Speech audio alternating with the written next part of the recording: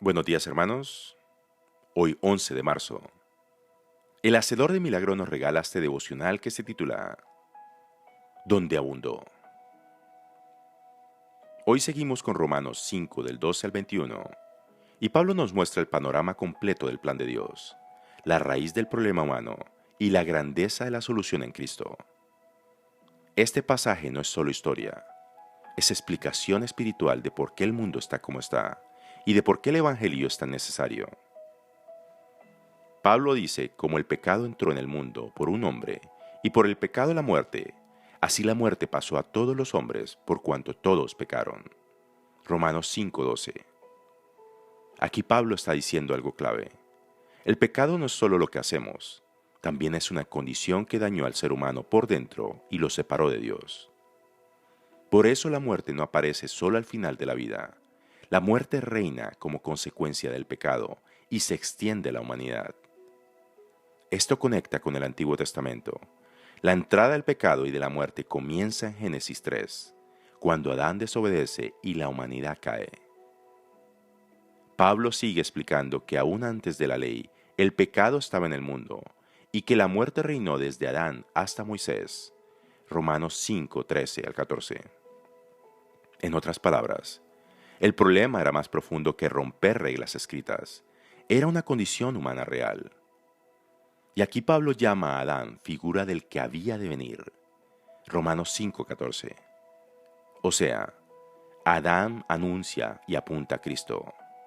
Pero por contraste, uno trae caída, el otro trae restauración. Y aquí viene el corazón del pasaje. Pero el don no fue como la transgresión. Romanos 5:15. Esta frase es clave, porque Pablo quiere que entendamos que lo que Cristo trae no es simplemente equilibrar lo que Adán dañó, es mucho más grande. Aquí una definición sencilla que nos ayuda. El don en Romanos 5:15 es el regalo salvador de Dios en Cristo. En vez de condenación, Dios nos da aceptación y justicia delante de Él. En vez de muerte, Dios nos da vida. Es el regalo de la salvación en Cristo. Pablo dice, si por la transgresión de uno murieron muchos, mucho más la gracia de Dios y el don por la gracia de un hombre, Jesucristo, abundó para muchos. Romanos 5:15. La idea de mucho más se repite porque Pablo está insistiendo, el don supera el daño.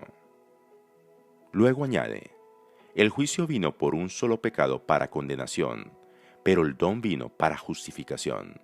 Romanos 5:16. Y aquí está otra línea central. Si por la transgresión de uno reina la muerte, mucho más lo que reciben, la abundancia de la gracia, reinarán en vida por Jesucristo. Romanos 5:17. En palabras sencillas, en Adán vemos un reinado que trae muerte, en Cristo vemos un reinado de gracia que trae vida. Pablo resume, así como por la transgresión de uno vino condenación a todos, por la justicia de uno vino justificación de vida a todos. Romanos 5:18. Y sigue, por la desobediencia de uno los muchos fueron constituidos pecadores, por la obediencia de uno los muchos serán constituidos justos. Romanos 5:19. Aquí Pablo está mostrando a Cristo como el obediente perfecto. Donde Adán falló, Cristo obedeció. Ahora, para que esto sea bien claro para todos, pensemos en una idea sencilla. Adán es como una cabeza de la humanidad caída. Lo que él abrió, pecado y muerte, nos alcanzó a todos. Cristo es la cabeza de una humanidad nueva. Lo que Cristo trae, justicia y vida, se ofrece a todos los que están en Él. No se trata solo de conducta, se trata de qué a familia espiritual pertenecemos, la de Adán o la de Cristo. Luego Pablo dice que la ley vino para que abundara la transgresión. Romanos 5:20. Esto no significa que la ley sea mala, significa que la ley hace visible el pecado, lo pone en luz, lo muestra con claridad. Y entonces Pablo suelta la frase que sostiene el corazón. Mas cuando el pecado abundó, sobreabundó la gracia. Romanos 5:20. Hermanos, Esto no significa que el pecado sea bueno. Significa que la gracia de Dios es más grande que nuestro peor desorden. Dios no se queda corto frente a la caída humana. Y Pablo termina con el propósito. Así como el pecado reinó para muerte, así también la gracia reine por la justicia para vida eterna mediante Jesucristo.